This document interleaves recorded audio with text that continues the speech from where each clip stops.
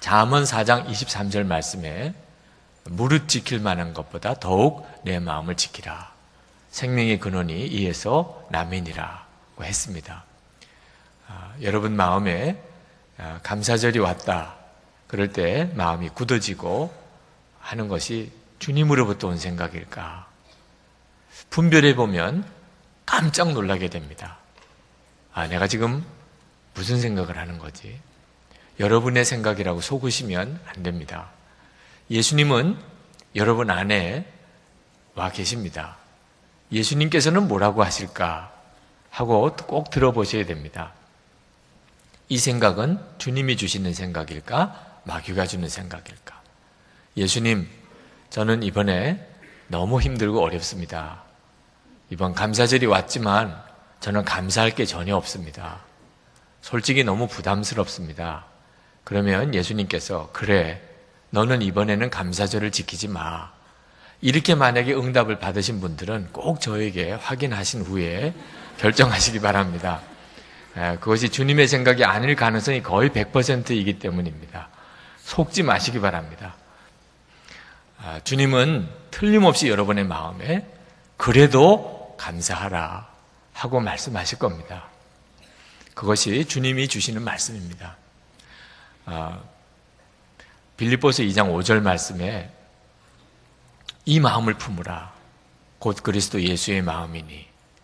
우리 안에 예수님의 마음이 있습니다. 그러나 그것을 품느냐 안 품느냐 하는 것이 굉장히 중요한 차이를 가져옵니다.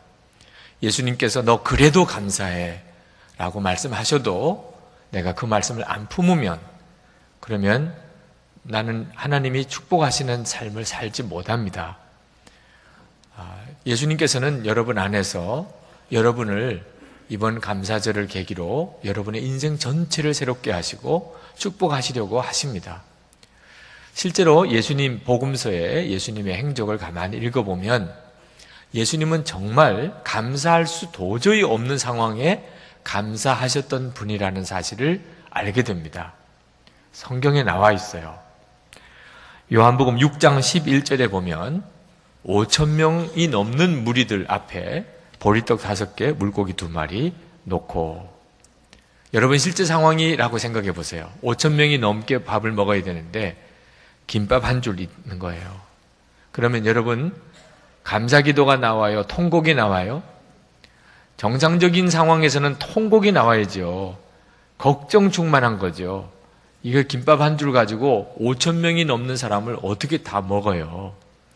이런데 예수님께서는 감사 기도를 하나님께 드리셨다고 말씀하시고 오병이어의 기적이 그렇게 일어납니다.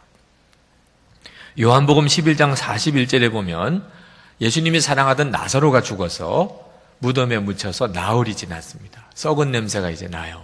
그런데 예수님이 그 무덤에 돌을 굴리시고 그리고는 하나님 앞에서 감사 기도를 드렸다. 사람이 죽어서 나흘이 지나 썩은 냄새가 나는데 감사 기도를 드리셨다는 거예요.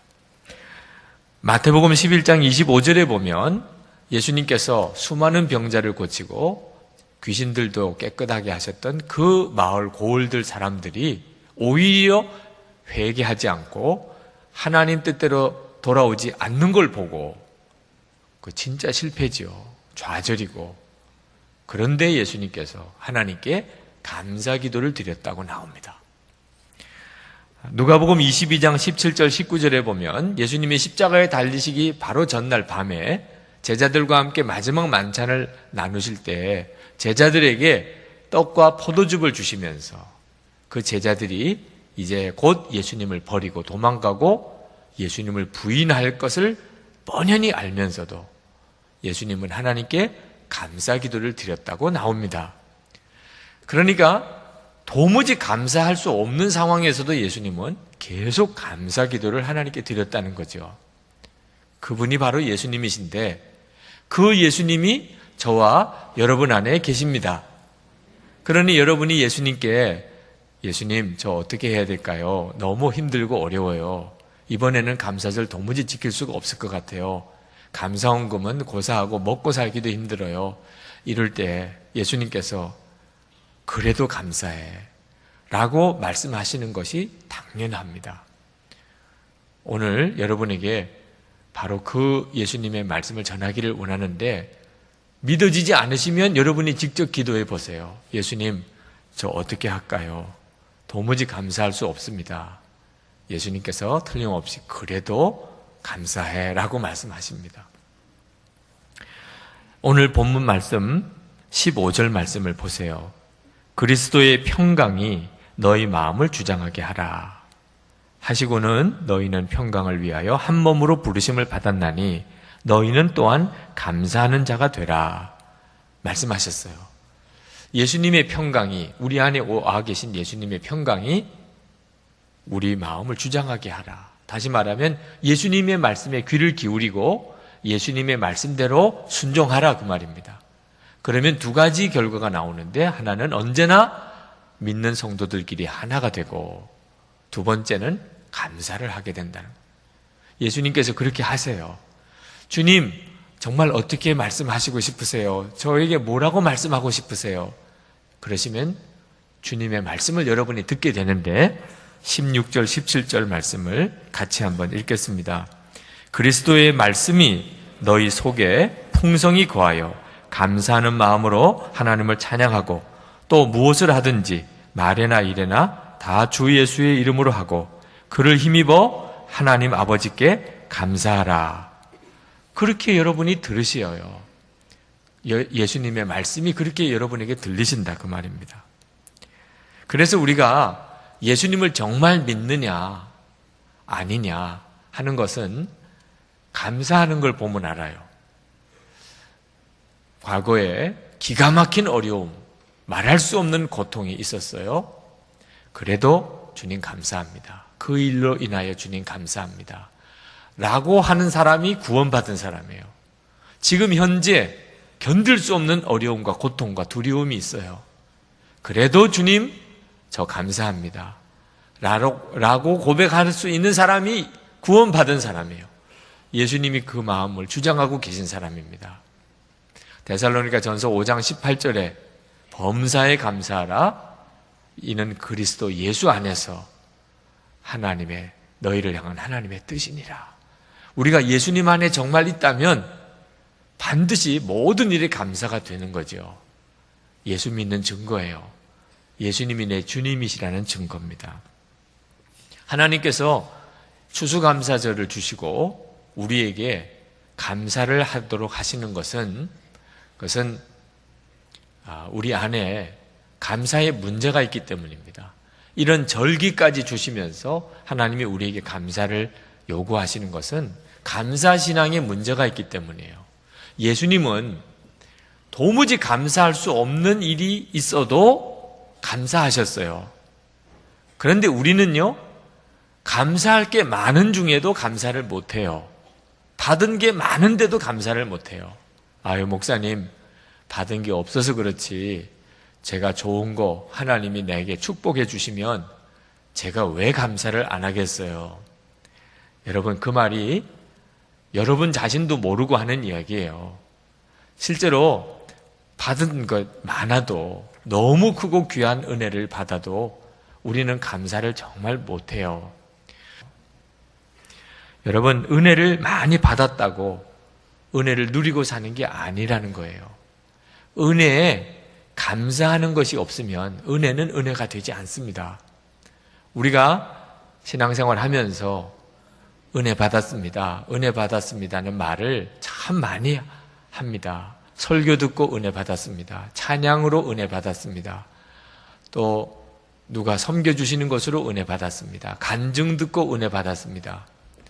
그렇게 은혜를 평생 많이 받고도 믿음이 자라지 않고 삶이 변화되지 않는 이 기가 막힌 현실은 왜 그렇지요? 은혜를 그렇게 많이 받았다면 뭐 변화가 급격히 일어날 것 같잖아요. 그런데도 은혜는 많이 받았는데 삶이 변화되지 않고 믿음이 자라지 않습니다. 은혜가 안 되고 있는 거예요. 왜 그렇지요? 은혜에 감사가 없어서 그렇습니다. 여러분, 은혜를 많이 받았지만 기억나는 은혜가 있습니까? 기억이 안 나요. 누구로부터 무슨 은혜를 언제 받았는지 기억이 안 나요. 은혜는 많이 받았는데 사람들에게서 무언가 좋은 것을 받았을 때는 절대 그렇지 않아요. 어떤 사람이 나에게 무언가 좋은 것을 해주었을 때 그건 기억나요. 누가 언제 무엇을 내게 좋은 거 주었는지 기억나지요. 그거 잊어버리면 진짜 은혜도 모르는 사람, 인간관계 다 깨지는 거예요. 우리가 어떤 사람을 만났는데 내가 이 사람에게서부터 전에 뭐 좋은 거 받았다. 그러면 인사가 되지요. 그때 너무 감사했어요. 그때 참 너무 제가 고마웠습니다. 사람으로부터 뭐 좋은 거 받으면은 언제 뭐 받았는지 기억나면서 하나님으로부터 은혜 받은 것은 기억이 안 나네. 누구로부터 언제 무슨 은혜 받았는지 기억이 안 나는 것은 이유가 하나예요. 은혜를 받았기만 하지 감사를 즉시 드리지 않아서 그래요. 감사로 즉시 응답하지 않은 것은 은혜가 더 이상 은혜가 안 됩니다. 누가복음 17장에 보면 나환자 10명이 예수님께 나와서 고침을 받는 놀라운 축복을 받았습니다. 여러분, 나병은 지금 암보다도 더 무서운 정말 천벌에 가까운 벌입니다. 그때 당시의 생각으로는. 그런 나병은 고쳐지지도 않아요. 불치병입니다. 그런데 예수님께서 그걸 고쳐주셨어요. 세상에 이보다 놀라운 은혜가 어디 있겠습니까? 그런데 기가 막힌 것은 한 사람만 돌아와서 감사했다는 거예요. 그것도 유대인들이 사람 취급하지 않는 사마리아 사람 한 사람만 돌아와서 감사하다고. 예수님께서 9은 어디 갔냐? 9은 어디 갔겠어요? 자기 몸에서 나병이 고침받은 거 알고 펄쩍펄쩍 뛰면서 좋아서 집으로 갔겠죠. 아내도 만나고 자식도 만나고 부모님도 만나고 내가 고침받았습니다. 그랬겠죠. 그 좋은 기분이야 충분히 이해가 되죠. 그런데 문제는 감사해야 되겠다는 생각이 없었다는 거예요. 그러니까 그 9 나환자들은 나병은 고침을 받았지만 죄 사함을 받는 축복은 못 받았고 예수님께로 즉시 돌아와서 감사드렸던 그 사마리아 사람 한 사람만 나병도 고침받고 죄 사함도 받았어요. 여러분, 하나님이 내게 은혜를 주실 때 그때 하나님 제가 이런 은혜를 받았습니다. 즉시 감사하는 것은 그건 얼마나 놀라운 일인지 모릅니다. 은혜가 계속해서 은혜가 되는 역사가 일어나는 거죠. 기가 막힌 것은 하나님으로부터 놀라운 은혜를 받고 살면서도 당연한 일인 줄로 여기고 넘기는 이 기가 막힌 현실이 우리의 문제예요. 여러분, 이번에 감사 카드 한번 기록해 보세요. 그리고 앞으로 기도하실 때마다 하나님 앞에 뭘 달라고 구하기 전에 이미 주신 은혜에 감사 기도를 먼저 드려보세요. 하나님 감사합니다. 이런 은혜도 주셨고 주님이 이것도 지켜주셨고 이것도 하나님 나에게 주셨네요. 먼저 감사 기도를 먼저 드린 다음에 그 다음에 뭘 간구할 것을 간구하시는 원칙을 꼭 지켜보세요. 그러면 어떤 때는요, 내가 뭘 구할 걸 기도하려고 기도를 시작을 했는데 구할 거를 구하지를 못해요. 시간이 너무 없어서. 감사하다고만 고백하다가 그냥 시간이 없어서 끝나요. 내가 구할 거를 구하지 못하고. 여러분, 사람들 사이의 인간관계도 말입니다. 내가 뭘 잘해줬는데 와 찾아와서는 다짜고짜 달라고만 하는 사람 더 주고 싶은 마음 없잖아요. 감사합니다. 지난번에 이렇게 해주셨었죠. 지난번에 이런 도움을 주셨었죠. 감사부터 먼저 드리고 그 다음에 제가 이번에 또 이런 어려움이 있습니다. 도움을 제가 받고 싶습니다. 이렇게 되어져야 그 감사가 하나님께 문이 열리는 거죠. 도움을 받는 문이. 하나님께는 하물며 그렇죠. 여러분, 감사기도 하다가 생각나는 대로만 따라서라도 해보세요. 감사부터 드려야 된다. 뭐가 감사하지? 그러다가 구하지를 못했어요. 걱정하지 마세요. 저도 이따금 그런 분들을 만납니다. 제게 찾아와서 그저 감사합니다. 이것도 감사하고 저것도 감사하고 뭐가 도움이 있어서 필요해서 오신 것 같은데 감사만 하다가 제 스케줄이 안 맞아서 이렇게 그냥 헤어져야 되겠다고 그러면 제가 일부러 사람 보내서라도 뭐가 도대체 필요해서 오셨는지 한번 알아봐 달라고 그렇게 해요. 하나님 앞에 간구 꼭 해야만 하나님이 들으시는 거 아니에요. 마음에 생각만 있어도 하나님 다 아시거든요. 문제는 우리에게 그 감사가 없는 거죠. 여러분, 우리가 영안이 정말 열리고 나면 그러면 모든 게 다 감사해요. 하나님 정말 살아계시고 영원한 세상이 있다는 것을 진짜 알고 나면 우리가 사는 지금 이 세상에서 힘들고 어려운 거 그거 다 감사해요. 정말 놀라워요. 하나님 살아계시고 영원한 하나님의 세상이 있는 것을 알고 나면 이 세상에서 겪는 일 전부 다 감사해요. 하나님은 모든 것을 합력하여 선을 이루시는 그 하나님이신 것을 알고 나면 지금 내가 고생하는 거, 힘든 일 생긴 거 당연히 그냥 감사가 돼요. 하나님은 반드시 승리를 주시는 하나님인 걸 진짜 내가 알고 나면 내가 지금 골리앗을 만났든지 환난을 만나도 감사가 돼요. 왜? 이길 게 분명하니까. 오히려 더 큰 문제가 생기는 게 감사해요. 시험이 여러 가지 겹친 게 더 감사해요. 큰 간증이 나올 것이니까. 예수님께서 그렇게 감사하신 이유는 다 아시기 때문에 예수님은 나사로 무덤 앞에서 썩어서 냄새가 나는 나사로 시체를 보고 하나님께 감사합니다 라고 기도하실 수 있었던 것은 그 나사로가 다시 살아나오게 될 것을 예수님은 아셨기 때문에 감사할 수 있으셨던 거예요. 조금 더 마음에 졸임이 없었어요. 그러나 예수님은 모든 걸 다 아시니까 감사할 수 있었지만 우리는 그러지 못하잖아요.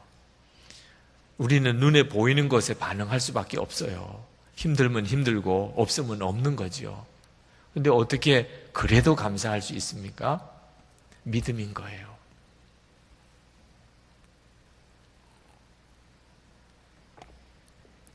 우리는 모든 걸 다 알지는 못하지만 하나님께서 살아계시고 하나님이 모든 것을 주장하시고 계시다는 것은 믿어요.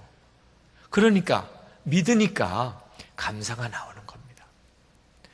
이 사람이 믿음이 진짜 있나 없나는 것은 감사를 보고 안 되니까요. 감사하면 믿음이 증거가 돼요. 믿으면 두려움이 없어지는데 그러나 아직까지는 믿음이 아니에요. 감사까지 나와야 믿음이라니까요. 두려운 일이 생겼어요. 내가 믿으니까 두렵지가 않아요. 그러나 아직은 아니라니까. 감사까지 나와야. 그 일이 오히려 감사합니다라고까지 나와야 그게 믿음인 겁니다. 하나님께서 감사하는 자에게 복을 주시겠다고 약속을 하셨어요. 저는 그걸 믿습니다. 저는 하나님 앞에 늘 예배 드릴 때마다 반드시 감사해야 된다. 그렇게 마음에 다짐하고 있고 또 추수감사절 이런 감사절기가 오면 제가 할 수 있는 최선을 다해서 감사합니다. 그런데 제 마음에 이렇게 제가 감사하면 하나님이 반드시 나에게 더 큰 복을 주실 것이다 하는 계산이 솔직히 있어요. 그냥 무조건 하나님께만 감사해서만 드리는 것만 아니고 하나님 제가 이렇게 감사합니다. 제가 평생 하나님께 나갈 때마다 감사합니다. 제가 이렇게 감사하는 것을 하나님이 기억해 주옵소서. 그리고 저와 또 우리 아이들에게 하나님이 축복해 주소서. 그렇게 제가 기도해요. 하나님은 그렇게 해 주실 줄 믿어요. 그리고 우리 교우들이 하나님 앞에 그렇게 감사 헌금을 드릴 때 저는 그 헌금을 위해 기도하면서 그렇게 기도해요. 하나님, 이 성도가 이런 형편인데 이렇게 감사합니다. 이 성도가 이렇게 매 예배 때마다 감사합니다. 하나님 복을 주세요.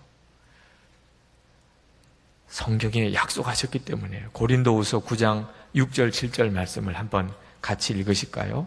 고린도후서 9장 6절 7절입니다. 이것이 곧 적게 심는 자는 적게 거두고 많이 심는 자는 많이 거둔다 하는 말이로다. 각각 그 마음에 정한 대로 할 것이요 인색함으로나 억지로 하지 말지니 하나님은 즐겨내는 자를 사랑하시느니라. 하나님께서 너희들이 감사할 때는 순수하게 해. 100% 순수하게 해. 당연히 그렇게 해야 돼. 이렇게 하실 만도 해요. 우리가 하나님께 감사하는데 무슨 계산이 또 있겠으며 무슨 요구할 게 또 있겠어요. 그런데도 하나님 스스로가 너희들이 적게 심으면 적게 거두고 많이 심으면 많이 거두는 거야. 너 할 수 있는 대로 많이 헌금해, 많이 감사해. 세상에 왜 그렇게 하시나요? 그러면 내가 너에게 많이 줄 거야. 더 많이 줄 거야. 이렇게까지 하나님이 말씀하시는 이유가 뭐지요? 이유는 하나예요. 어떻든지 우리에게 감사하게 하느라고 하는 거예요. 어떻든지 감사하게 하시느라고. 왜? 감사가 우리를 살리는 길, 유일한 길이기 때문입니다. 감사가 그게 진짜 믿음이고 하나님을 정말 믿는다는 증거니까. 감사 못하면 망하는 거고 감사하면 사는 거니까 하나님이 어떻게 해서든지 우리에게 감사하게 하느라고 하시는 말씀이에요. 여러분, 우리들끼리도 그렇게 하잖아요. 누가 도와달라고 하지만 평소에 잘 도와줘도 감사가 없었어요. 계속 도와달라고만 해. 그러면 도와줄 마음이 없잖아요. 어디는 그렇게 진심으로 감사해요. 그러면 또 도와주고 싶은 마음이 들지요. 하나님께서 우리를 보실 때 정말 복을 못 받게 사는 거예요. 하나님 보시기에는. 복을 하나님이 풀어주실 수가 없도록 사는 거예요. 그래서 하나님이 너무너무 안타까우신 거죠. 감사 못하면 죽는 거고 감사해야 사는 거니까요. 여러분, 감사는 우리 생각을 바꿉니다. 볼 것을 제대로 보게 해줘요. 감사는 내 잘못된 생각을 변화시키는 능력이에요. 저는 최근에 참 마음이 쉽지 않았습니다. 너무너무 스스로도 힘들고 혼란스럽고 그래서 금식해보기도 하고 그런 좀 힘든 과정을 보냈어요. 그런데 감사절이 와서 오늘 제가 감사절 설교를 해야 되는 겁니다.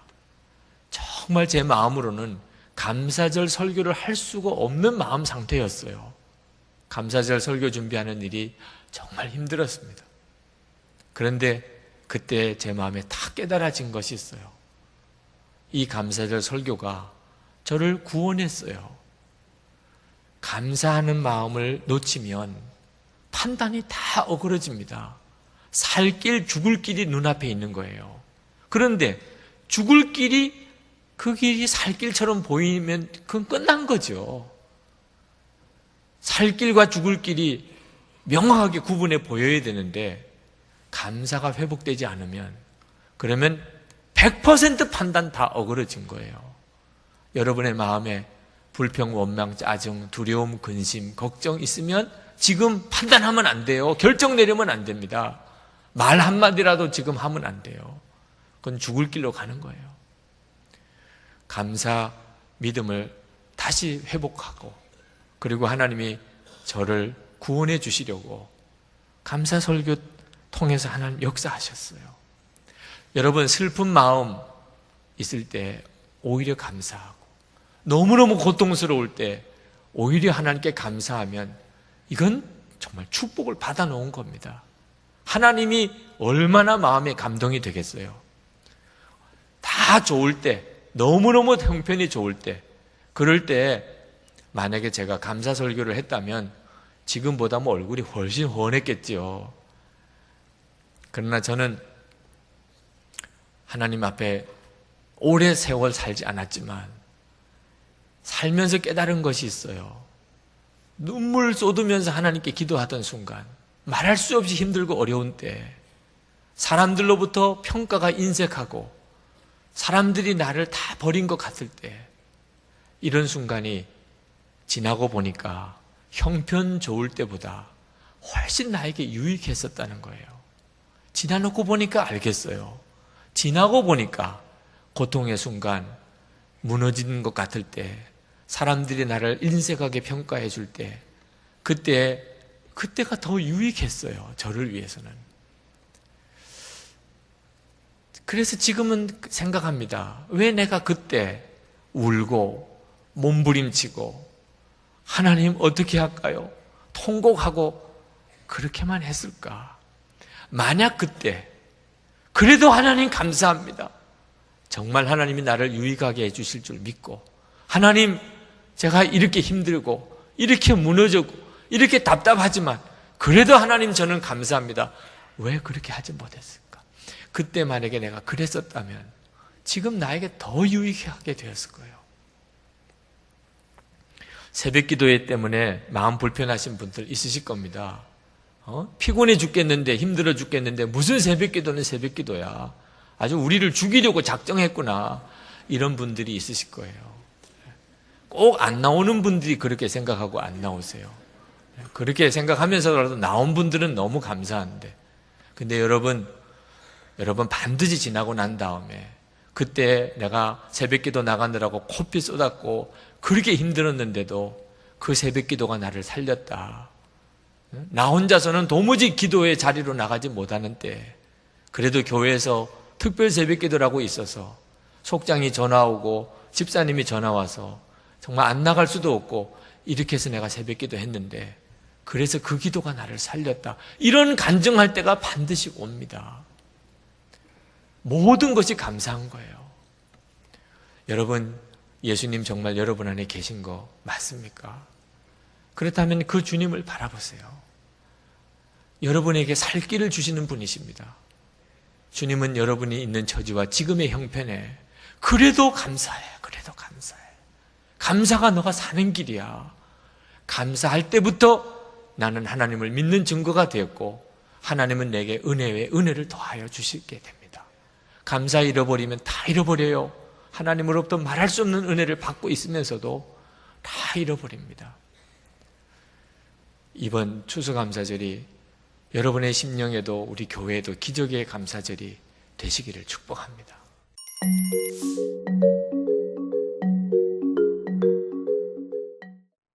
제가 지난주 그 2,000원짜리 커피를 제일 좋아한다고 말씀드렸는데, 그건 이제 그 가게에 가서 돈 주고 살 때를 말하는 거고요. 대부분의 경우는 제가 아침에 출근하면은 이제 교회에서 나오는 그 커피를 저는 제일 맛있어 합니다. 아침에 출근하면 이제 제 아내가 아침을 도시락을 싸줘요. 제가 이렇게 부탁을 해서.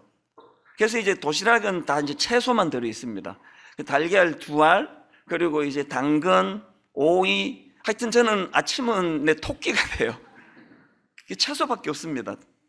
그렇게 아침을 간단하게 먹고는 이제 옆방에 가서 자판 저 커피 머신에서 이제 아무것도 타지 않은 그런 이제 커피 한 잔을 놓고, 제가 이제 뭘 하는가 하면은 하루 일과를 시작하기 전에 제가 그 30몇 년 끊었던 커피를 다시 마시기로 한 거, 성대에도 이게 도움 안 된다지만 아침마다 마시기로 한 건요, 이 커피를 이 용도로 쓰기 시작하면서부터예요. 커피 한 잔을 놓고 2가지를 생각합니다. 하나는 하나님 오늘 하루 감사가 넘치게 해달라고, 그러면서 이미 주신 감사한 많은 것들을 떠올려요. 아주 소소한 삶에, 그래서 이렇게 좋은 아내 주신 거, 새 자녀 주신 거 참 얼마나 감사한지, 교회가 이렇게 무탈하게 이렇게 은혜롭게 갈 수 있는 거 하나님 은혜 아니고 이게 가능하겠습니까? 그 장로님들 하나같이 이 관계 형성이 잘 이루어져서 저에게는 형님, 저에게는 동생, 당회가 다툰 적이 단 한 번도 없다고 하면 믿으시겠습니까? 인격적으로 관계로 서로를 존경하고 존중하고, 그래서 당회 갔다 오면 막 너무 행복해요. 저는요. 그것도 감사. 곳곳에 우리 순장님들, 봉사자들, 헌신하는 사람들, 이런 분들 주신 거 하나님께 감사. 참 감사를 해요. 그 다음에 또 하나 하는 게, 아버지 오늘 하루도 분에 넘치는 욕심을 품지 않기를 원하는 거예요. 왜 감사를 먼저 떠올릴까요? 이미 주신 은혜에 대한 감사가 풍성해서 포만감이 느껴지면 욕심이 없어지는 걸 이제 많이 경험을 하거든요.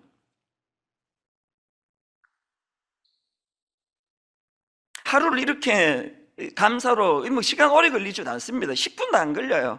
이제 이 커피를 마실 때마다 의도적으로 이 두 가지를 가지고 묵상을 하고 하나님께 제가 이 하루를 이렇게 시작하기를 원합니다. 그렇게 하루를 시작하면은요, 하루하루가 막 얼마나 행복한지 모릅니다. 오늘 본문도 이런 차원으로 살펴보기를 원하는데요. 오늘 본문은 아주 간단한 내용입니다. 예수님께서 이제 예루살렘으로 가시는 길입니다. 멀리서 이제 나병 환자 10사람이 예수님을 발견하고는 막 소리를 지르는거예요. 누가복음 17장 13절 소리를 높여 이르되 예수 선생님이여 우리를 불쌍히 여기소서. 좀 고쳐달라는 거 아닙니까? 이런 간절한 그들의 외침을 듣고 예수님이 그들을 불쌍히 여기십니다. 그래서 고쳐주시는데요. 14절 보시고 이르시되 가서 제사장들에게 너희 몸을 보이라 하셨더니 그들이 가다가 깨끗함을 받은지라. 그렇게 10명이 다 이제 고침을 받았는데 나머지 9은 온데간데 없이 사라지고 딱 한 명만 예수님께 와서 감사를 표하더라. 이게 오늘 본문의 내용이에요. 그래서 저는 이런 과정에서 나온 이 17절 말씀이요, 예수께서 대답하여 이르시되 10사람이 다 깨끗함을 받지 아니하였느냐? 그 9은 어디 있느냐? 예수님이 이런 문제 제기를 오늘 중심으로 해서 이 문제 제기가 가지고 있는 메시지, 이걸 제가 오늘 좀 살펴보기를 원하는 겁니다. 자, 예수님의 문제 제기에서 얻을 수 있는 첫 번째 메시지가 뭡니까? 신앙생활은 관계의 문제라는 겁니다.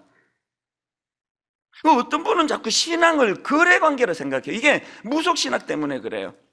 물 떠놓고 자꾸 빌고 달 보고 빌고 이러다가 보니까 그 물 떠놓고 비는 거는 거래잖아요.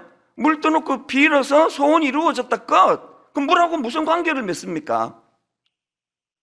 만약에 여러분 우리 신앙이요 그런 식의 어떤 무속신앙과 같은 거래관계라고 한다면 오늘 본문은요 14절로서 끝이 나야 돼요. 14절 12절 13절에서 막 고쳐달라고 부르시셨고, 그래서 이제 결과 14절에 어떤 응답이 있습니까? 보시고 이르시되 가서 제사장들에게 너희 몸을 보이라 하셨더니 그들이 가다가 깨끗함을 받은지라. 끝.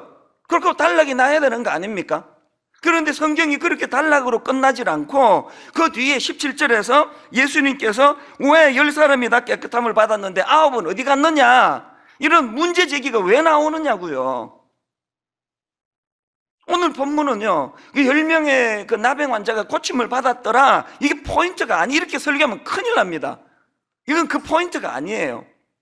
왜 자꾸 신앙생활을 거래관계로 생각하느냐?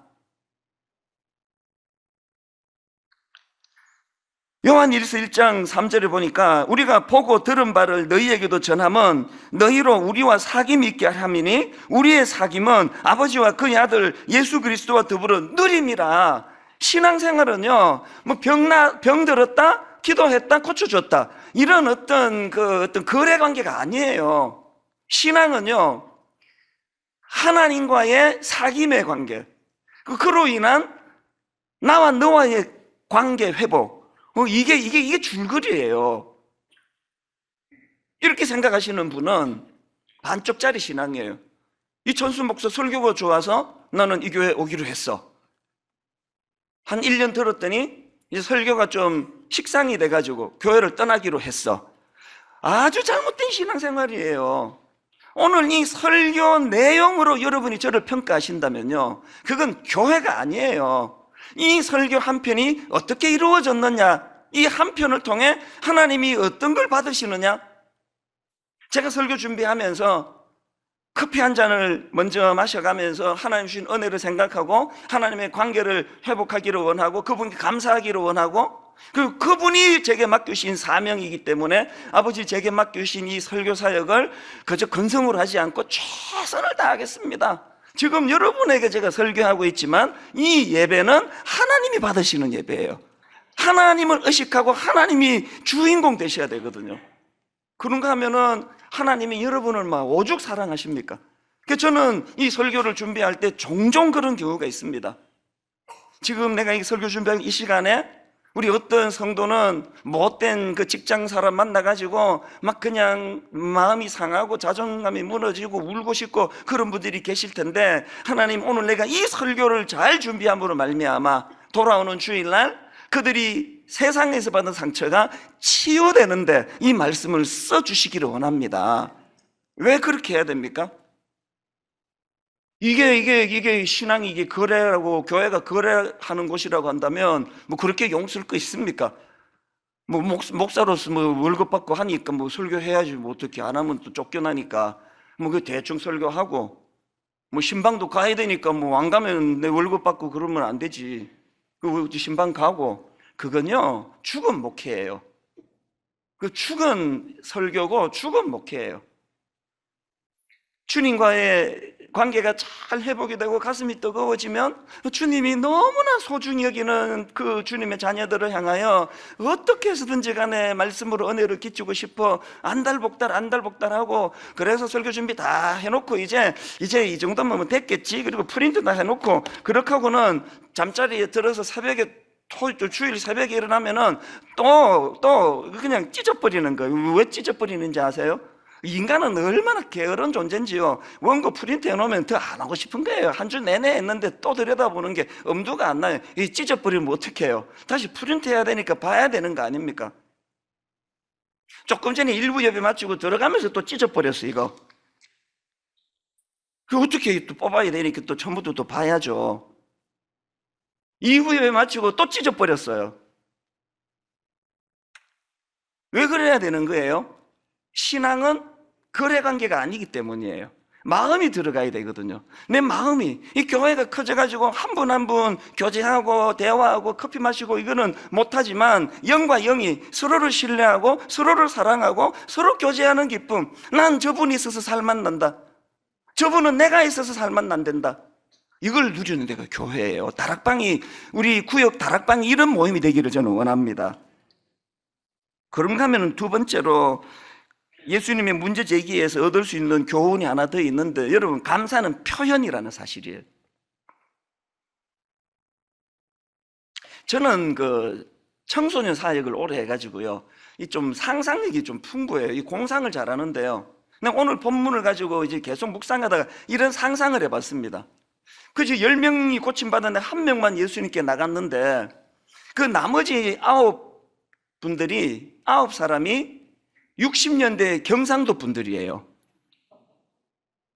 표현을 잘 못하는 분들이에요. 마음으로 막 엄청 고마운데 표현을 잘 못하는. 제가 왜 60년대 경상도라고 했냐 하면, 요즘 경상도 분들은 안 그렇습니다.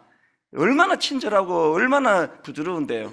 그러나 이제 60년대는 이제 그 교육 받기를 조금 나이 든 손자가 할아버지 사랑해요 그러고 안기면은 저리가 징그럽게 왜 그래? 그 사랑을 그렇게 표현해야 돼? 이런 문화 속에서 배운 사람이 9이란 말이에요. 그래서 이 9 나병 환자가 이 60년대 경상도 출신이래 가지고 이제 이 한 명만 주님께 와서 감사도 했지만 나머지 9은 가면서 정말 감사해 이러고 갔다고 내 가정을 해본 거예요. 성경 대부분은 다 마음이 중요한 거 아닙니까? 마음이? 그 성경 대부분이 마음이 중요하다고 한다면, 그러면 오늘 본문에 그 9명도 만약에 감사했다면 되는 거 아닙니까? 제가 오늘 본문을 통해 깨달은 게 뭐냐면요, 성경 대부분이 마음이 중요하다고 하지만 감사는 예외라는 거예요. 예수님이 그걸 지금 가르쳐 주시는 거예요. 만약에 그 감사도 마음으로 받으면 된다, 표현 안 해도 된다 그러면 이 17절 내용 바꿔야 돼요. 이렇게 해요. 예수께서 가라사대 공연한 짓을 하였도다. 나머지 9처럼 감사하고 떠나면 되는데 쓸데없는 짓을 하였도다. 뭐 이렇게 끝나야 되는 거 아닙니까? 근데 분명히 예수님께서 나머지 9은 어디 있느냐고, 그 마음으로 뭘 생각했는지 중요하지가 않고 그 9은 어디 있느냐고. 작년 가을에 여러분 그 10월 말에 청년주일 때 고맙게도 우리 청년들이 세상에 그 해도 뜨기 전에 1부부터 5부까지 여러분 예배 마치고 나가면은 그 따뜻한 커피 한잔 하라고 그렇게 커피를 대접한 적이 있잖아요. 기억나시죠? 그 너무너무 정성으로 이 청년들이 우리 어른들에게 커피를 대접해가지고 제가 너무 감사했는데, 그 다음날 보고하는 글 하나가 저를 너무 슬프게 했습니다. 가슴 아프게 했습니다.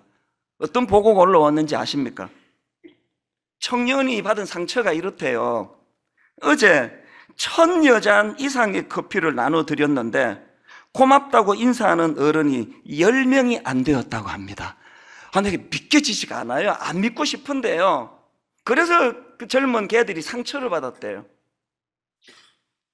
1000잔 넘게 대접을 했는데 고맙다고 말한 게 10분밖에 안 된다는 건 우리 문화예요. 이게 문화를 말하는, 우리가 막 유난히 막 정신 나간 사람만 모인 교회가 아니기 때문에 이게 문화란 말이에요.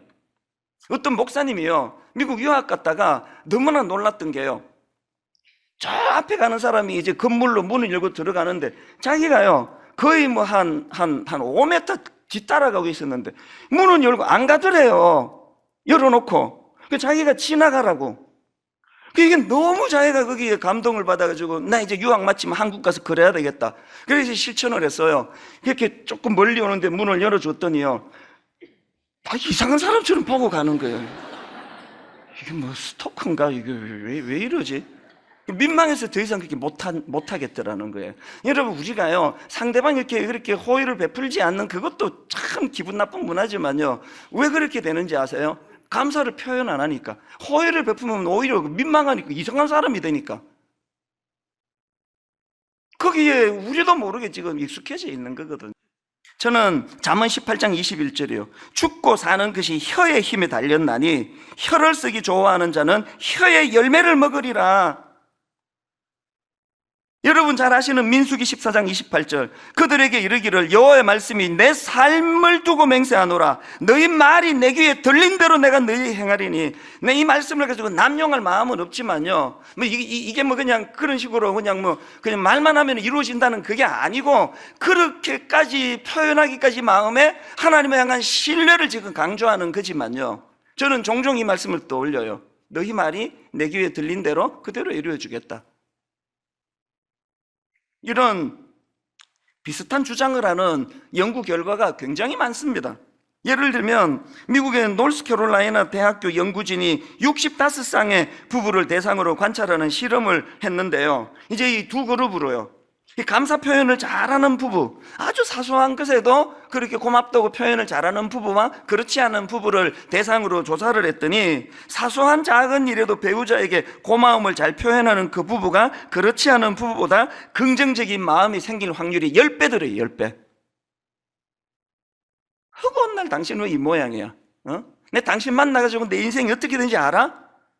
내 인생의 최악의 실수가 당신 만난 거야. 이런 부정적인 말이 자꾸 나오는 그분들은 이 감사를 자꾸 표현하는 이게 신혼 때부터 안 돼서 그렇다는 거예요. 여러분이 죽고 사는 게 혀의 힘에 달렸다고 한다면, 그래서 혀를 쓰기 좋아하는 자는 혀의 열매를 먹는다고 한다면, 여러분은 지금 어떤 열매를 먹고 계십니까?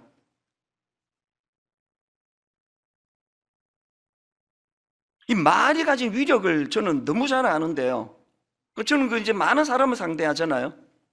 또 교역자들이 많다 보니까 이 실수할 때도 많아요. 그래서 이제 하면 안 되는 실수를 가지고 저한테 와서 이제 보고를 할 때면, 이게 사람이요, 여기 이제 이걸 가지고 그냥 51% 아니면 40%가 행동을 유발하더라고요. 이 지금 머리가 막 작동이 되는 거예요. 그냥 처음 부임했는데 그냥 모른 척 넘어가, 용서해줘, 이거 한번 확 뒤집어? 그런 생각이 왔다 갔다 할 때 말이 툭 튀어나와요. 사람이 살다 보면 그럴 수 있지, 괜찮아라고 말을 탁 내뱉으면 머리가 막 갈등하던 게 괜찮다, 용서해 주자 쪽으로 확 돌아서는 걸 여러 번 경험했습니다.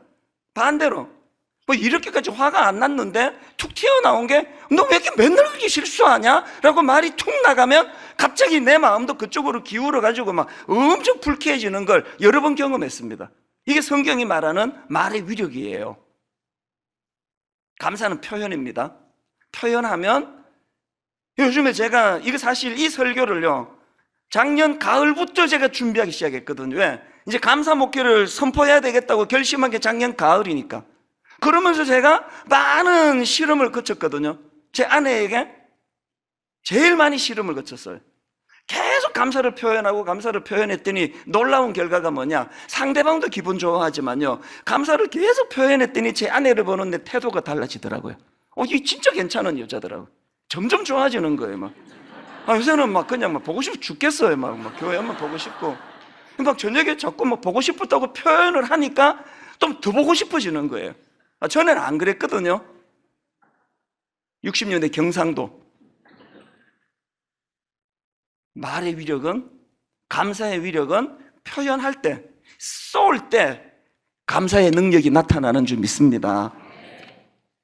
마지막 세 번째로요, 여러분, 감사는요, 더 큰 감사를 불러온다는 사실. 제가 이 표현은 제가 그 마음에 품고 있는 명언 하나에서 많이 제가 차용을 했는데, 이런 말 들어보셨습니까? 감사에는 문이 있어서 감사하면 문이 열리고 길이 열린다. 감사하면 문이 열리고 길이 생긴다. 오늘 본문이 딱 이 이야기를 지금 드러내는 거 아닙니까? 10명의 나병 환자가 공통적으로 다 고침을 받았습니다. 그리고 9명은 감사를 안 했고 1명만 감사했습니다. 그 1명 감사한 사람에게 어떤 길이 열렸습니까? 1명 감사에게 어떤 더 큰 감사가 나왔습니까? 19절, 그에게 이르시되 일어나 가라, 내 믿음이 너를 구원하였느니라. 육신의 질병 고쳐주는 게 1감사라면요, 영혼의 구원을 선포하는 이 감사는 만 감사예요. 기껏 나사로 죽은 사람만 무덤까지 가가지고 무덤 열고 살려놨더니 좀 더 살고 금방 또 죽던데 그 나사로가 지금 또 죽었잖아요. 가끔 그런 생각이에요. 이렇게 억지로 살려놨는데 좀 이따가 또 죽을 거면 그냥 계속 죽도록 내버려 두는 거나 무슨 차이가 있겠냐고. 그만 나병 환자가 막 육신의 병을 고침받고 좋아 죽을 것 같았는데 좀 살고 죽어버렸는데 제가 그냥 갑자기 얼굴이 하나님이 너무 성령을 부어주셔가지고 제 얼굴이 유명한 영화배우처럼 잘생긴 얼굴로 바뀌어졌다고 할렐루야 한들 한 50년 있으면 죽을 건데 육신의 병을 고침받는 게 일이라면요, 이 나병 환자가 감사함으로 주님에게 받았던 그 선포, 내 믿음이 너를 구원하였느니라는 이 선포는요, 가슴이 터질 것 같은 감사를 얻은 거 아닙니까? 그래서 감사는 더 큰 감사를 불러온다는 거예요. 이 찬양 아시죠? 감사의 폭을 넓히는 게 얼마나 중요한가? 세상 모든 풍파 너를 흔들어 약한 마음 낙심하게 될 때에, 어떤 상황이에요? 세상 풍파에 시들려가지고 약한 마음이 낙심하게 되는 거예요. 갑자기 친정엄마가 병원에 갔더니 암이랬날, 암. 갑자기 또 오후에 남편이 전화 왔는데 실직 당하게 됐다는 거예요. 세상 모든 풍파 너를 흔들어 약한 마음 낙심하게 될 때, 그때 어떻게 해야 되느냐? 내려주신 주의 복을 세어라, 주의 크신 복을 내가 알리라. 아시겠습니까? 세상 풍파 나만 흔들어낼 때, 그때 본능은 원망과 분노가 불평이 나올 텐데 의지적으로 그동안 주신 복을 세보는 거예요. 얼마나 많은 복을 내가 누렸더라? 2절도 마찬가지입니다. 세상 근심 걱정 너를 누르고 십자가를 등에 지고 갈 때에 사명이 너무 무거워가지고 애가 애 먹이고 속 썩이고 가정은 힘들고 근데 도대체 이거 내 무거워서 도저히 이 사명 못 감당하겠다라고 마음이 무너질 때 뭘 해야 돼요? 주가 내게 주신 복을 세어라, 두려움 없이 항상 찬송하리라. 사명이 다 없어지고 홀가분해서 두려움 없이 찬송하는 게 아니고요, 주신 복을 세볼 때 사명이 생기는 거죠. 이 찬양이 하나하고 후렴 부르고 2절하고 후렴 부르고 3절하고 후렴 부르고 반복하는 게 뭡니까? 받은 복을 세어 보아라, 크신 복을 내가 알리라. 받은 복을 세어 보아라, 주의 크신 복을 내가 알리라. 헬렌 켈러처럼 살라는 그 얘기예요. 그 눈 못 뜨는 시각장애인 그것 때문에 불편한 것에 집중하지 말고 많은 받은 것을 계속 세보면 이거 생각할 겨를이 없어서 20세기 가장 영향력 있는 인물의 백인에 들어갈 수 있다는 그 얘기예요. 고맙게도 출판사가 허락해 줘가지고요, 얼마나 예쁘게 만들었는지 아십니까? 153 감사 노트. 시중 서점에서도 이거 다 구할 수 있을 것입니다. 왜 153 감사인지 아세요? 153, 베드로의 물고기 153마리가 주님 주신 축복의 상징이라면 153, 이게 뭐의 의미냐? 1, 하루 한 번 하나님 말씀 묵상하기예요. 커피 앞에 놓고 자기 생각으로 묵상하는 거 소용없습니다. 말씀 한 구절이라도 말씀이 오늘 내게 영향을 미치도록. 1. 하루 한 번 하나님 말씀 묵상하기. 그 다음 5가 뭐예요? 1, 5, 3, 5. 하루에 5가지 감사 제목 적기. 하루에 5가지 감사 제목 적기. 3. 하루에 3번 감사 표현하기. 이건 잘못된 거예요. 1로 3으로 숫자를 껴 맞추느라고 이렇게 갈 수밖에 없었는데요. 사실은 1호 3 0 0 0 0 0 0 0 0 0 그렇게 들어가야 돼요. 하루에 3번 감사 표현하는 거 아닙니다. 30분 표현하기, 300번 표현하기, 3000번 표현하기. 그래서 여러분 매일 아침에 혹은 매일 저녁에 부부가 나란히 앉아 혹은 직장에서 이것을 기록을 하시고요. 숙제가 하나 있습니다. 교회 홈페이지에 이번에 게시판 완전히 다 개편했습니다. 게시판에 오셔서 여러분이 적으신 감사 5가지를 홈페이지에다가 올려놓는 것까지가 여러분이 하실 일이에요. 감사, 쏘는 것까지예요. 기록하는 것까지입니다. 난 죽어도 그렇게 순종 못합니다. 게시판에 그렇게 글 올리고 나는 안 합니다. 이런 분 계시면 지금 양말 물고 한번 서보세요, 자리에서. 아무도 안 계시는 걸로 봐서 이제 이 감사 운동에 동참하기로 결단하신 줄로 믿습니다. 미국의 그 심리학자입니다. 에먼스 교수, 또 셀리그먼 교수, 저도 종종 인용했던 그 긍정 심리학자들 아닙니까? 이분들도 감사 일기 쓰기를 적극적으로 추천하는데 왜 그런지 아세요? 가벼운 우울증 상태에 있던 사람들에게 매일 이렇게 감사한 일을 찾도록 그렇게 했더니 우울 증상이 호전이 되고 또 그 효과가 장기간 유지가 되더라. 뭐 이런 식의 연구가 계속 나오니까 심리학자들이 감사를 자꾸 쓰라는 거예요. 감사 노트가 그런 위력이 있으니까. 여러분 이제 이 감사 노트를 시작할 때 안남웅 교수님의 그 목사님의 말씀 기억하시면서 지난주 드린 말씀이요. 감사할 게 없다고요? 참기름 짜듯이 쥐어짜 보세요. 생각지도 못한 감사한 일이 떠오를 겁니다. 이것을 여러분도 경험하는 그런 이번 한 주간 되시기를 바랍니다. 결론을 맺습니다. 한 가지 말씀만, 부끄러운 말씀 하나 드리고요, 이제 말씀을 정리하려고 하는데요. 사실 저는 결혼하고 30대 때 잘못된 생각을 갖고 있었습니다. 그래서 아내에게 참 미안해요.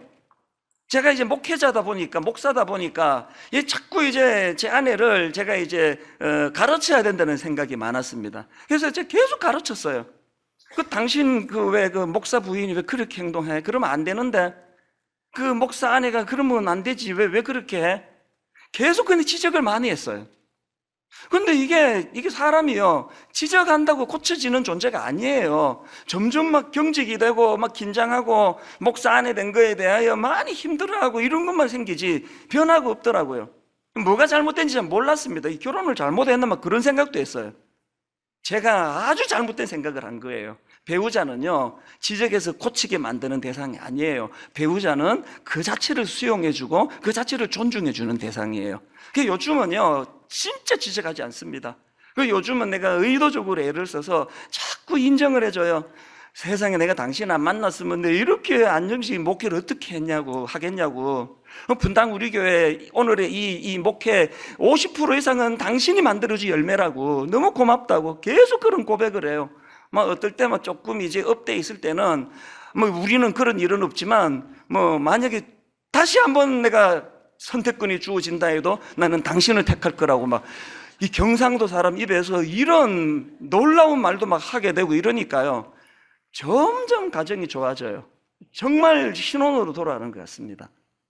오늘 이 원리를 기억하시면서 무엇보다 감사가 회복되려면 제일 먼저 회복돼야 되는 것, 날 구원해 주신 십자가 은혜 감사. 십자가로 날 구원해 주신 그 은혜가 내 안에 충만할 때 우리 일상적인 삶 속에도 감사가 회복될 줄로 믿습니다.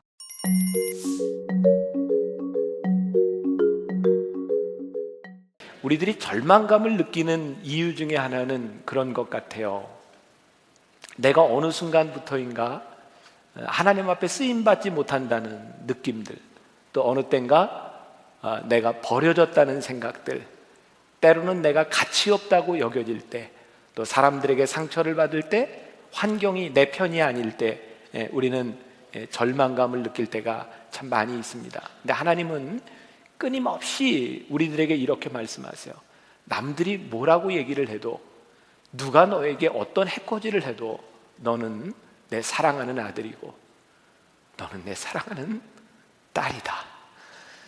내가 너를 지명하여 불렀나니 너는 내 것이다. 하나님은 끊임없이 우리를 향해서 그렇게 말씀하고 계세요. 그래서 오늘 혹시 여러분들 가운데 그런 느낌 가지고 있는 사람이 있다면 여러분들을 분명하게 부르시는 하나님 앞에 응답할 수 있는 그런 시간이 되기를 간절히 소망합니다. 제가 이렇게 청년들 집회에 가면 영화 얘기를 이렇게 자주 하죠. 아무튼 저에게 있어서 가장 인상적이었던 것 중에 하나는 제가 우리 교사들과 함께 수년 전에 그 태극기 휘날리며라고 하는 영화를 이 CGV 가서 봤을 때입니다. 그때 아마 교사들 뭐 이렇게 부부 같이 해가지고 한 400여 명 정도가 같이 이 CGV에 가서 뭐 두세 개 관을 빌려서 영화를 봤던 것 같아요. 태극기 휘날리며 보셨죠? 제가 다른 데 집회 가면 이 얘기는 합니다. 태극기 휘날리며 혹시 안 본 사람 손 들어보세요. 태극기 휘날리며를 안 보고 인생을 얘기하지 말아라. 제가 이런 얘기를 하는데, 제가 태극기 휘날리며를 보면서, 저는 천상 목사라 영화를 보면 이게 무슨 또 설교 예화거리가 되는가, 이렇게 영화를 보면서 깜깜한데도 펜을 놓고 이렇게 쓸 때가 많이 있어요. 근데 그 태극기 휘날리며 그 영화를 보면서 그 주인공이 장동건하고 원빈이잖아요. 장동건하고 원빈이라고 누가 이렇게 대답했지? 이정기 전도사, 내가 성경 얘기할 때도 대답 잘해야 돼. 장동건하고 원빈이 주인공인데, 요즘 그 포화 속으로라고 하는 영화도 새로 나왔죠.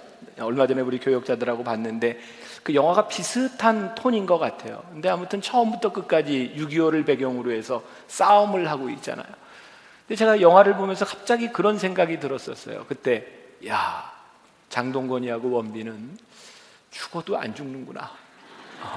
영화 끝날 때까지 안 죽더라고요. 여러분들 혹시 좀 이상하다는 생각 안 해보셨어요? 안 죽어요. 끝까지 그 포화 속에서, 그 파편이 튀는 그 속에서도 안 죽더라고요. 이유가 뭔지 아세요? 주인공은 그렇게 쉽게 죽지 않습니다. 저에게 언제부터인가 그런 생각이 들었습니다. 내가 주인공으로 살아가는 한 내 삶에 절망은 없다. 내가 하나님 앞에 주인공으로 불리움을 받았다는 그 사실 앞에서 하나님은 내 삶의 사역이 다하는 날까지 하나님은 나를 쓰실 것이고, 내가 하나님의 손 안에 있다.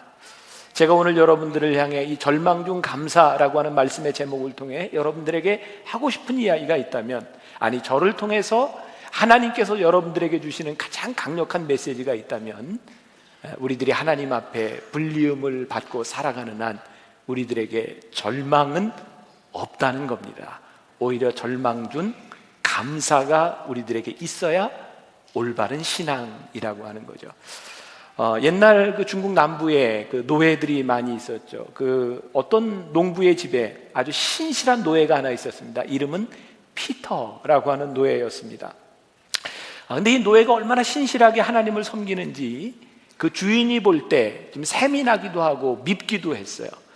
그래서 어느 날 그 피터라고 하는 그 노예를 불러다가 이런 얘기합니다. 피터, 너는 뭐하러 하나님을 그렇게 잘 믿고 예배를 드리니? 너는 매일 뭐가 좋고 뭐가 감사할 일이 많으니?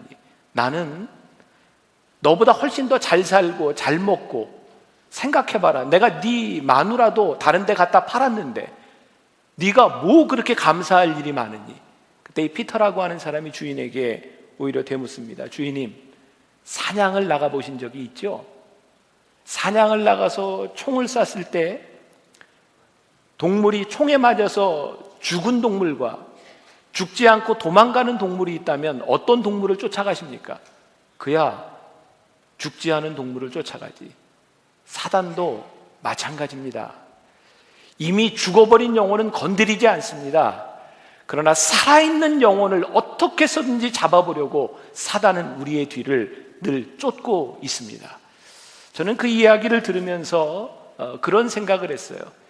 우리들이 하나님의 사람으로 살아가는 한, 우리들의 영혼이 살아있는 한 늘 우리들에게는 사망의 음침한 골짜기가 우리들 앞에 펼쳐질 수 있겠구나. 그런데 중요한 것은 이 사망의 음침한 골짜기가 영어 성경에 보면 shadow라고 되어 있어요. 저는 그 단어에서 은혜를 받았어요. shadow, 그림자라는 겁니다.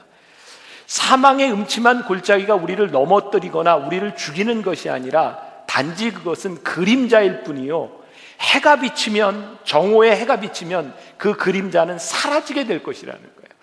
오늘 여러분들을 절망케 하는 그 모든 일들 가운데서 그것이 단지 그림자일 뿐이고, 하나님이 그 절망 가운데서 우리를 머물게 하는 것이 아니라 내가 사망의 음침한 골짜기를 다닐지라도, 이게 영어 성경에 go through, 지나가고 있다는 거예요. 오늘 우리가 힘들기는 하지만, 절망적이기는 하지만 내가 거기를 지나가고 있구나. 아마 성경에 나오는 인물 중에 가장 큰 고난을 받은 사람 하나를 들려고 하면 욥이라고 하는 사람을 들 수 있을 거예요. 성경은 욥을 가리켜서 동방의 의인이라고 말을 합니다. 욥기 1장 8절에 여호와께서 사단에게 이르시되 내가 내 종 욥을 주의하여 보았느냐, 그와 같이 온전하고 정직하여 하나님을 경외하며 악에서 떠난 자가 세상에 없느니라. 하나님께서 욥에 대하여 칭찬할 수 있는 최대한의 찬사를 하나님께서 욥에게 주셨어요. 그런데 어느 날 사단이 하나님께 와서 이야기하기를 이렇게 말을 하는 겁니까? 말을 하는 거예요. 하나님, 제가 욥을 좀 시험해 봐도 되겠습니까? 하나님이 그를 축복해 주셨기 때문에, 그가 모자람이 없기 때문에 하나님을 예배하는 것이 아니겠습니까? 제가 그를 시험해 봐도 되겠습니까? 욥기 1장 9절부터 10절까지에 사단이 여호와께 대답하여 이르되 욥이 어찌 까닭 없이 하나님을 경외하리이까? 주께서 그와 그의 집과 그의 모든 소유물을 울타리로 두르심 때문이 아니니까? 주께서 그의 손으로 하는 말을 복되게 하사 그의 소유물이 땅에 넘치게 하셨음이니이다. 아마 사단은 우리들에게 그렇게 와서 속삭일지 몰라요. 네가 감사하는 데는 이유가 있지. 어쩌면 가만히 우리들의 모습을 보면 하나님 앞에 감사할 때는 우리들에게 늘 이유가 있었던 것 같아요. 우리들이 정말 하나님 앞에 감사해서 감사헌금을 드릴 때 우리들에게는 이유가 있었던 것 같아요. 마치 사단이 하나님 앞에 와서 따지듯이 저 사람이 감사하는 데는 이유가 있는 것이 아닙니까?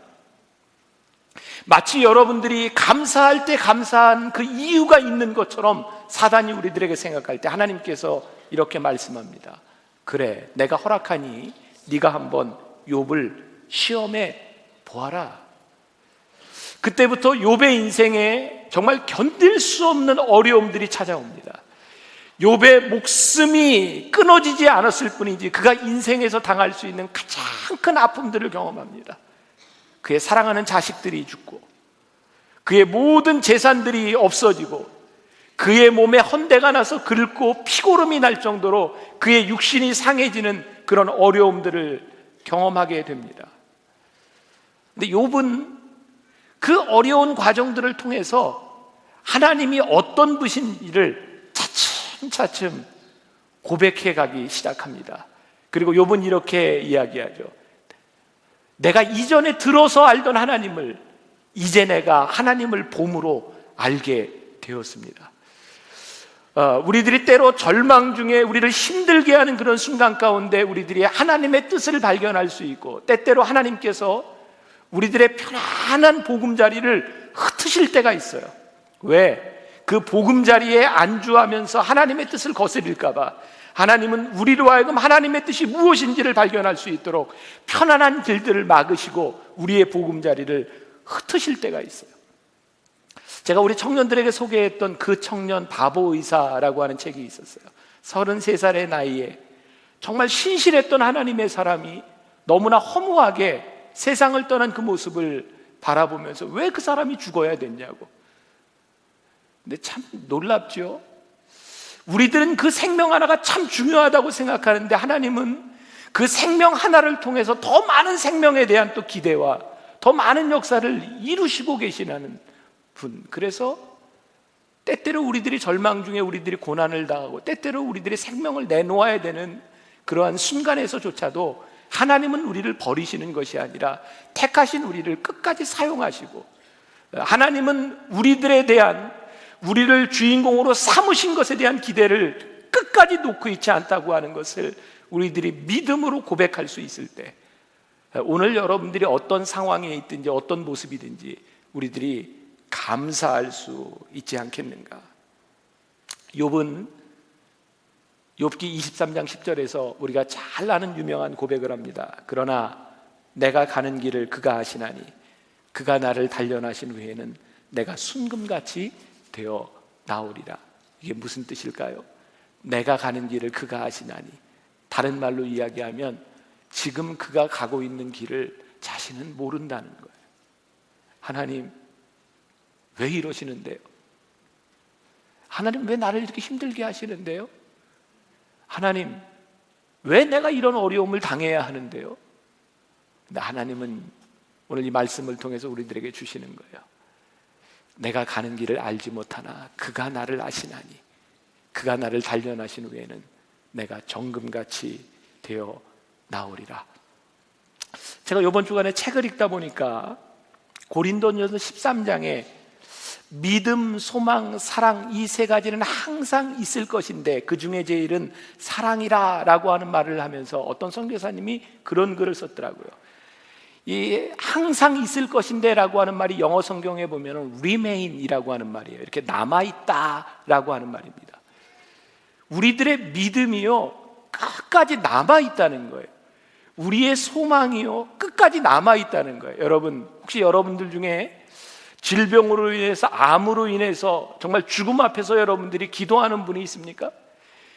우리가 그런 병이 나았기 때문에 하나님 앞에 구원을 받는 것이 아니라 내가 소망을 잃지 않고 죽을 때에 그 소망이 끝까지 남아있는 것이고, 내가 하나님을 향한 믿음을 끝까지 지킬 수 있을 때에 내가 어떤 일을 당하든 그 믿음이 끝까지 남아있을 거라고 하는 것, 그것이 믿음의 고백이라는 거예요. 우리는 내 믿음의 기도가 이루어져야, 내 소망이 이루어져야 하나님이 역사하신다고 생각하는데, 성경은 우리들에게 얘기합니다. 네가 끝까지 그 믿음 붙들고, 끝까지 네가 그 소망 붙들고, 끝까지 네가 그 사랑을 놓지 않는 한 하나님은 너를 버리신 것이 아니라는 사실입니다. 베드로서 기자는 이야기합니다. 환난 중에 즐거워하라. 여러분, 환난 중에 즐거움이 옵니까? 네, 환난 중에 즐거워해야 된답니다. 제 이야기가 아니고 하나님의 말씀입니다. 베드로전서 1장 6절과 7절에 보니까 그러므로 너희가 이제 여러 가지 시험으로 말미암아 잠깐 근심하게 되지 않을 수 없으나 오히려 크게 기뻐하는도다. 너의 믿음의 확실함은 불로 연단하여도 없어질 금보다 더 귀하여 예수 그리스도께서 나타나실 때의 칭찬과 영광과 존귀를 얻게 할 것이니라. 잠깐 근심하게 되었으나, 사람이 어떻게 근심하지 않을 수 있겠습니까? 그러나 잠깐 근심하게 되었으나 하나님의 영광에 참여할 것을 믿는 우리들의 믿음이 오히려 우리로 하여금 찬양하게 만들고, 우리가 시작할 때는 슬픔의 눈물을 흘렸을지 모르지만 그 슬픔의 눈물이 기쁨의 눈물로 변화시켜 주시는 하나님을 우리들이 고백할 수 있을 때, 절망 중 감사한다는 것이 바로 이런 일이구나 라고 하는 것을 우리들이 고백할 수 있지 않을까. 똑같은 고난을 당해도 신앙을 가지고 있는 사람이 받는 고난과 하나님을 알지 못하는 사람이 받는 고난은 질적으로 다른 차원의 문제입니다. 사랑하는 여러분, 악인의 번성함을 부러워하지 마십시오. 하나님의 사람은 하나님의 방법으로 일하시고, 하나님의 사람은 하나님께서 하나님의 뜻을 세우시는 일에 분명히 쓰시는 분이기 때문에 악인의 번성함을 바라보며 부러워하지 말라는 거예요. 시편 기자는 오늘 이렇게 고백합니다. 내가 사망의 음침한 골짜기를 다닐지라도 해를 두려워하지 않을 것은 주께서 나와 함께 하십니다. 오늘 제가 여러분들에게 도전하고 묻고 싶습니다. 하나님께서 여러분들과 함께 하십니까? 여러분들의 뜻이 꺾어진 그 가운데도 하나님이 함께 하십니까? 여러분들이 직장을 잃었는데도 하나님이 함께 하세요? 여러분들이 세운 계획이 깨어졌는데도 하나님이 함께 하세요? 데살로니가전서 5장 16절에 보면 항상 기뻐해라, 항상 기뻐해라. 항상 기뻐요, 여러분들? 성경이 기뻐하라고 했는데, 그럼 생각해 보세요. 기뻐할 수 있는 것은요, 우리들이 할 수 있는 일입니다. 만약에 성경에서 항상 행복해라, be happy 라고 했으면 굉장히 힘들었을 것 같아요. 어쩌면 그건 불가능한 일이었을 것 같아요. 왜? happy라고 하는 말이 어원이 happening 이라고 하는 말에서 나오는 것을 아십니까? 행복이라고 하는 것은요, 어떤 상황을 통해서 우리들에게 나오는 거예요. 여러분들이 느끼는 행복감은요, 늘 여러분들의 상황에 따라 바뀌는 거예요. 그러나 rejoice, 우리들에게 기뻐하라고 하는 말씀은요, 상황에 있는 것이 아니라 우리들 가운데 누구도 끊을 수 없는, 누구도 막을 수 없는, 우리 가슴속 깊은 곳에서 솟아나오는 하나님과 우리들의 관계 속에서 나오는 것, 그것이 기쁨입니다. 여러분들이 지금 행복하지 않을 수 있으나 여러분들이 기뻐할 수 있고요. 여러분들이, 여기 청년들이 많이 있는데 실현당했는데, 여러분 실현당했다고 하나님이 여러분들을 구원하신 그 사실이 바뀌어지나요? 내가 실직당했는데, 내가 직장을 잃었다고 하나님이 우리를 구원하신 사실이 바뀌어지나요? 내가 누군가에게 상처를 입었는데 그것 때문에 여러분들이 하나님의 사람이라는 사실이 바뀌어지나요? 아니잖아요. 지난주에 나를 구원하신 하나님에 대한 감사에 대한 말씀을 나누며, 나를 구원하신 하나님의 감사 앞에서 그 어떤 것도 우리를 끊을 수 없고, 지금 우리들이 당하고 있는 그 어떤 것도 내 속에서부터 나오는 이 기쁨을 끊을 수는 없지 않겠는가? 우리들이 지금 행복하지 못하다 한다 할지라도 그것이 내 기쁨을 끊어버리지는 못하지 않겠는가? 오늘 말씀해 보니까 여호와 하나님께서 우리를 지팡이와 막대기로 아니하신다라고 말씀하고 있어요. 저는 이 말씀을 묵상할 때 그런 고민을 했었어요. 여러분들은 성경 이렇게 묵상하면서 그런 고민을 하는지 모르겠어요. 지팡이하고 막대기하고 똑같은 거 아니에요? 그런 생각 안 하고 읽어요? 지팡이하고 막대기하고 뭐가 틀리죠? 뭐 이렇게 하시는 거 보니까 제가 말씀드리면 막대기는요 이렇게 일자로 되어 있고요, 지팡이는요 이렇게 조금 꺾어져 있어요. 목자가 양을 칠 때요, 지팡이와 막대기를 가지고 양을 칩니다. 지팡이와 막대기로 나를 아니하시나니. 제가 이 말씀을 가지고 고민하다가 지팡이와 막대기의 차이를 바라보면서, 하나님이 우리를 이렇게 인도하시는구나. 이 막대기는요, 양으로 하여금 가야 될 방향을 가르쳐줘요. 근데 양이 워낙 멍청하기 때문에 처음부터 이 길을 알지 못해요. 근데 수없이 많은 시행착오를 겪기도 합니다. 그런데 참 이상하죠? 이 목자가 이렇게 쫙 하는데 가보니까 물이 있단 말이에요. 목자가 어느 날 막대기 샥 했는데 가보니까 풀이 있단 말이에요. 징글징글하게 말을 안 듣다가 이렇게 막대기 이렇게 쫙 긋는데 가보니까 괜찮은 거예요. 그래서 믿음이 생기기 시작했어요. 내 목자가 어딘가를 향해서 막대기로 향할 때는 내가 그곳으로 가면 나를 분명히 푸른 초장으로 나를 인도해 주시겠구나. 여러분들이 신앙생활을 하면서 많은 어려움들과 많은 시행착오들을 겪게 될 것이에요. 때로는 어떤 것이 하나님의 뜻인지 모르기 때문에, 우리를 힘들게 하고 괴롭게 하는 일들 때문에 우리들이 실망할 때가 많이 있을 거예요. 근데 하나님께서 우리들에게 분명히 가르쳐 주실 거예요. 그래, 힘드니? 네가 내 막대기를 좀 봤으면 좋겠다. 내가 너에게 가르치는 그곳을 향해 네가 방향을 돌렸으면 좋겠다. 그리고 믿음으로 돌려봤더니 거기에 푸른 초장과 맑은 시냇물이 흐르고 있는 것을 경험하는 것.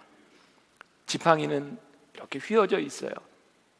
양들이요 얼마나 말을 안 듣는지, 지긋지긋하게 말을 안 들어서요, 이렇게 가라 그래도 안 가고요, 저쪽 가면 절벽이 있는데도요 막 돌을 던지고 가지 말라 그러는데도 막 가요. 그럼 목자가 어떻게 하는지 아세요? 다리를 확 걸어요. 구부러진 지팡이로. 그래서 잘못해서 세게 걸면 다리가 좀 부러지기도 합니다. 근데 목자는요 그래도 다리를 겁니다. 왜? 절벽으로 가면 죽잖아요. 그 길이 생명의 길이 아니고 사망의 길이기 때문에 때때로 목자는 우리의 발을 걸기도 하고 때때로 우리의 다리가 부러지는 아픔을 경험하기도 합니다. 그러면서 깨닫게 되죠. 아, 이것이 내 절망이 아니구나. 내 부러진 다리가 나로 하여금 내 인생을 망가뜨리는 것이 아니라 나를 인도하시는 하나님의 인도하심이 나에게 있구나. 그래서 수없이 많은 실패들과 수없이 많은 좌절감들이 하나님으로부터 우리를 멀게 하는 것이 아니라 오히려 그 절망 가운데서 또 감사가 나오고 또 감사가 나오고 하나님 앞에 고백할 수 있는 것, 그것이 시편 23편에 다윗이 고백했던 신앙의 모습이기도 합니다. 저는 이삭을 생각할 때마다 이삭의 우물, 이정규 전사 성경 얘기 좀 물어봐도 될까? 속으로만. 창세기에 보면 이삭이 우물을 팝니다. 우물을 팠더니 뭐가 나왔어요? 물이 나왔어요. 그랬더니 그곳에 있는 사람들이 이삭을 쫓아냅니다. 이삭이 아마 굉장히 황당했을 거예요. 아니, 내가 열심히 파서 낸 우물, 이 물을, 이 양도 키우고 해야 되는 나를 쫓아내면 어떡하는 겁니까? 근데 이삭이 참 멍청한 사람이죠. 쫓아낸다고 또 쫓겨납니다. 그래서 거기서 또 우물을 파요. 그랬더니 또 물이 나와요. 그랬더니 또 쫓아냅니다. 이삭이 참 바보 같죠. 또 쫓겨납니다. 그리고 우물을 팠더니 또 물이 나옵니다. 그것을 보고 있던 사람들이, 이삭을 쫓아냈던 사람들이 이삭에게 찾아와서 고백합니다. 내가 당신을 보니까 정말 하나님이 당신과 함께 하시는군요. 만약에 이삭이 내가 판 우물이라고 그것을 끝까지 지키려고 했다면 또 다른 하나님의 은혜를 그가 경험할 수 있었을까? 그가 또 다른 은혜 가운데서 하나님을 알지 못하는 사람이 정말 당신은 하나님의 사람이군요 라고 하는 고백을 믿지 않는 사람들을 통해서 받아낼 수 있었을까? 억울합니까? 내가 모든 것을 빼앗긴 것 같습니까? 이것을 놓으면 내 생명줄이 끊어질 것 같습니까? 근데 하나님은 그게 끝이 아니라는 거예요. 내가 절망 중에도 감사할 수 있는 것은 내가 너를 인도하기 때문에 또 다른 곳에서 또 다른 은혜가 너에게 준비되어 있기 때문에 그것은 결코 절망이 아니라고 우리들에게 말씀하시는 거예요. 그래서 우리들에게 믿음이 있다고 하는 것은요, 절망 가운데서 우리들에게 솟아나는 소망이 있는 것이고, 우리의 꿈이, 우리들의 뜻이 깨어졌을 때 우리를 인도하시는 하나님의 손길을 바라보며 감사할 수 있는 것, 그것이 우리의 신앙, 우리의 믿음입니다. 여러분들 중에 기억하는 분이 있을지 모르겠어요. 88년도에 안 태어난 사람들도 꽤 있죠? 있나 없나? 88년에 우리나라에 무슨 일이 있었죠? 올림픽, 그리고 86년도에 아시안 게임이 있었죠. 86년 아시안 게임에 우리나라 유망주 체조 선수가 있었습니다. 김소영이라고. 그 선수가 마지막에 그 대회 나가기 전에 연습하다가 다쳐서, 척추를 다쳐서 전신마비 환자가 됩니다. 이 선수가요, 휠체어를 타고 손가락 사이에 연필을 끼워서 자판을 눌러가면서 새로운 인생을 살기 시작합니다. 누군가, 어떤 기자가 와서 이 김소영 씨에게 물었을 때, 당신의 인생이 어떠냐고 물었을 때 이 김소영 씨가 멋진 이야기를 했어요. 우리의 생명은 하나님의 선물인데, 좋은 선물인데 조금 흠집이 났다고 버릴 수는 없지 않습니까? 하나님이 나를 불러주셨는데 내 몸의 상처, 내 몸의 약간의 흔적, 그것이 어떻게 나를 망가뜨릴 수 있습니까? 하나님께서 나에게 귀한 생명을 주셨는데. 오늘 우리들에게 필요한 것, 하나님께서 우리를 지시하시는 막대기와 하나님께서 우리를 막으시는 지팡이 사이에서 우리들이 순종하며 하나님의 길을 보기 시작할 때 절망 중에도 감사할 수 있는 믿음이 우리들에게 생기지 않겠는가. 제가 지금도 잊지 못하는 것 중에 하나가 미국의 LA에서 올림픽이 열렸을 때 중국 선수로서는 처음으로, 그 아시아 선수로서는 처음으로 다이빙에서 금메달을 딴 선수가 있어요. 기자들이 인터뷰를 했습니다. 당신은 어떻게 동양인으로 이렇게 멋지게 다이빙에서 금메달을 딸 수 있었습니까? 그 선수가 이런 이야기를 했습니다. 사실은 제가 어렸을 적 100m 달리기 선수였습니다. 근데 제가 달리기를 하다가 넘어지면, 그리고 제가 등수 안에 들지 못하면 우리 어머니는 나에게 늘 이렇게 말씀하셨습니다. 얘야, 일어서는 너의 모습이 아름답구나. 어머니는 한 번도 나를 질책하지 않으셨습니다. 제가 다이빙 선수가 되어서 다이빙 연습을 할 때 때때로 다이빙을 하면서 부딪히고 피를 흘릴 때가 있었습니다. 그때마다 저는 어머니를 생각했습니다. 일어서는 너의 모습이 아름답구나. 쓰러져 있는 우리들, 절망한 우리들을 바라보며 하나님께서 우리들에게 하시는 말씀이 있어요. 일어서는 너의 모습이 참 아름답구나. 결코 내가 넘어진 것이 내 인생의 절망이 아니라 일어서는 너의 모습이 아름답구나. 그것이 오늘 절망 가운데서, 사망의 음침한 골짜기 가운데서도 하나님 앞에 감사할 수 있는 이유입니다. 제가 오늘 여러분들에게 마지막으로 한 가지 글을 읽어드리려고 합니다. 어떤 교수님이 쓴 글입니다. 독일에서 공부를 하고 온 사람입니다. 그 교수님하고 같이 방을 쓰던 한 유대인이 있었습니다. 그 유대인이라고도 할 수 없는 그의 할아버지가 유대인이었습니다. 나치가 독일을 장악하기 시작하면서 둘은 사이 좋은 친구였는데 같은 방을 쓰면서 늘 공부했는데 이제 유대인들을 잡아가는 그런 상황에 처하게 되었습니다. 근데 이 유대인 친구는 늘 공부를 하다 지칠 때가 되면 히브리 말로 무엇을 이렇게 외치더라는 거예요.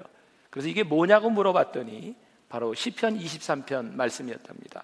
여호와는 나의 목자시니 내게 부족함이 없으리로다. 그가 나를 푸른 초장에 누이시며.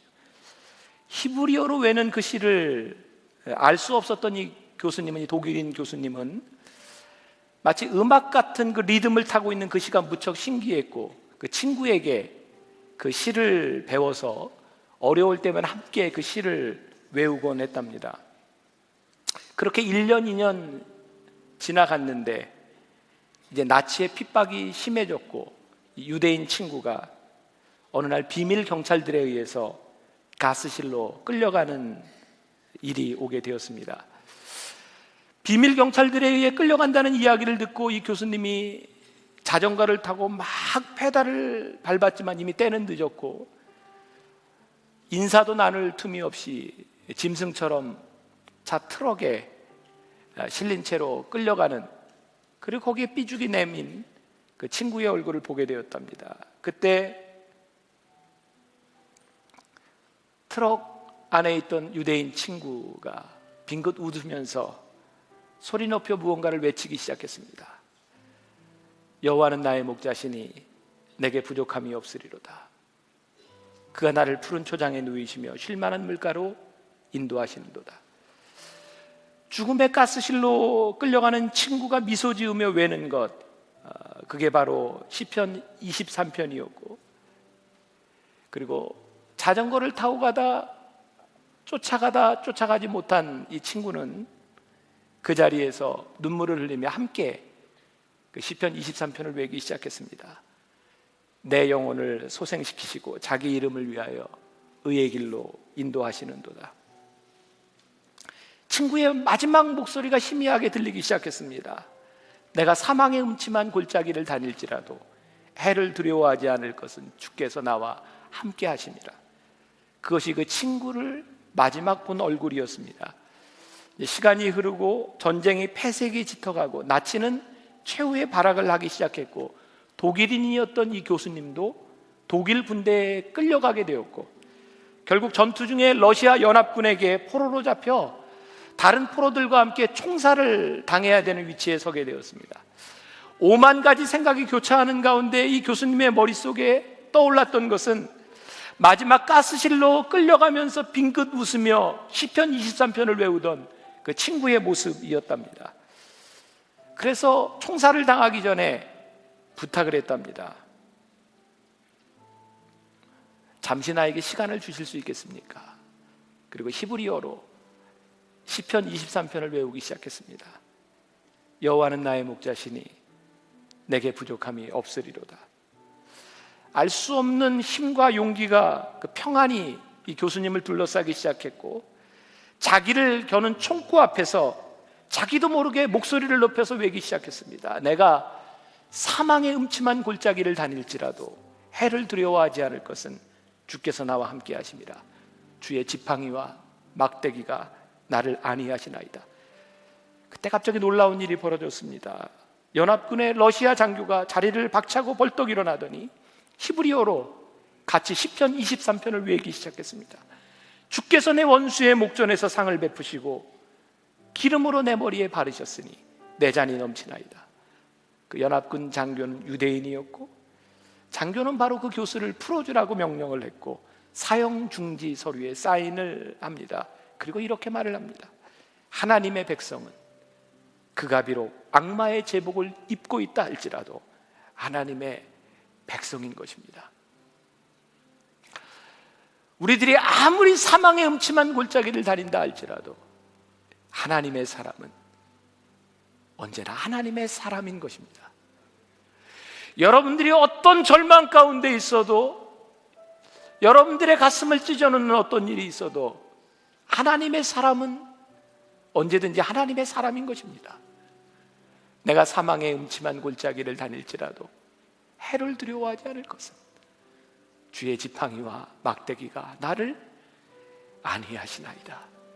오늘 여러분들의 인생의 모든 순간에, 여러분들의 삶의 모든 영역 가운데 어떤 형편에서든지 하나님 앞에 감사의 고백을 드릴 수 있는 이 시간이 될 수 있기를 주님의 이름으로 간절히 축원합니다.